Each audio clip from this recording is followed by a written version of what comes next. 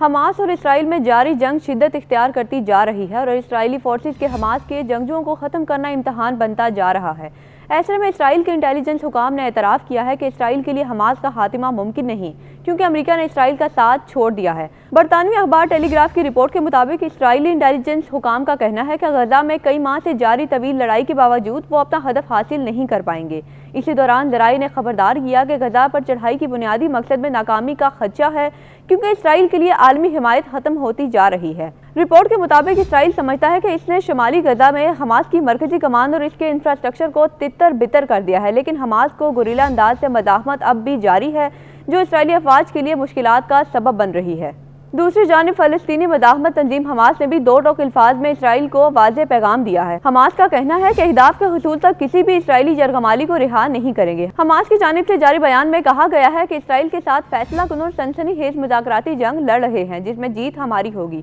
Hamas کا کہنا ہے کہ ہم اپنی شرائط پر مضبوطی کے ساتھ ڈٹے ہوئے ہیں۔ غزہ پٹی میں حملوں کی مکمل روک تھام اور اسرائیلی فورسز کا انخلاء اہم شرائط ہیں۔ حماس کا کہنا ہے کہ شمالی علاقوں سے نقل مکانی کرنے والوں کی واپسی بھی مذاکرات کی اہم شرط ہے۔ دوسری جانب قطر میں غزہ جنگ بندی پر مذاکرات جاری ہیں۔ قطر کا کہنا ہے کہ جنگ بندی مذاکرات کی ٹائم لائنز کے بارے میں کوئی اپ ڈیٹ نہیں، تاہم پر امید ہیں۔ ادھر اقوام متحدہ سلامتی کونسل میں جنگ بندی قرارداد کے بعد بھی غزہ میں اسرائیل کے حملے مسلسل جاری ہیں۔ اسرائیلی فوج نے پناہ گزین کیمپ میں ایک گھر پر حملہ کر دیا، جس کے نتیجے میں 8 فلسطینی شہید اور متعدد زخمی ہو گئے۔ فلسطینی پناہ گزینوں کے لیے کام کرنے والی اقوام متحدہ کی امدادی ایجنسی انروا کا کہنا ہے کہ سلامتی کونسل میں جنگ بندی کی قرارداد منظور ہونے کے باوجود اسرائیلی فورسز کی کارروائیاں جاری ہیں۔ 7 اکتوبر سے جاری اسرائیلی وحشیانہ حملوں پر اب تک 13,750 بچے شہید ہو چکے ہیں۔ انروا کا کہنا ہے کہ اسرائیل اسپتالوں اور قریبی علاقوں میں جنگی کارروائیاں جاری رکھے ہوئے ہے اور اسرائیلی فورسز الشفا ہسپتال، خان یونس کے العمل اور ناصر ہسپتالوں میں کارروائیاں کر رہی ہیں۔ فلسطینی وزارت صحت کے مطابق 7 اکتوبر 2023 سے اب تک غزہ میں 32,490 فلسطینی شہید جبکہ 74,899 فلسطینی زخمی ہو چکے ہیں۔ دوسری جانب اسرائیل کی ہٹ درمی جاری ہے اور اب غزہ کے علاقے رفح میں حملوں کی منصوبہ بندی بھی مکمل کر لی ہے۔ اسرائیلی اخبار کے مطابق رمضان کے فوری بعد رفح میں 6 ہفتوں تک اسرائیلی حملوں کا منصوبہ بنایا گیا ہے۔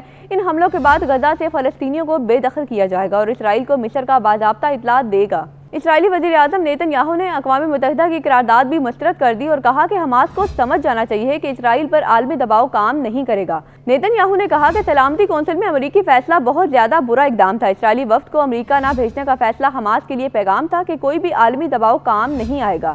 غزہ میں اسرائیلی جارحیت کے ساتھ نہتے فلسطینیوں کو خوراک اور زندگی کی بنیادی ضروریات کی قلت کا بھی سامنا ہے۔ اقوام متحدہ کے ورلڈ فوڈ پروگرام نے شمالی غزہ میں قحط کے شدید خطرے کا انتباہ جاری کر دیا۔ اقوام متحدہ کے مطابق جاری خوراک کے شدید بحران کے باعث بچے سب سے زیادہ متاثر ہو رہے ہیں۔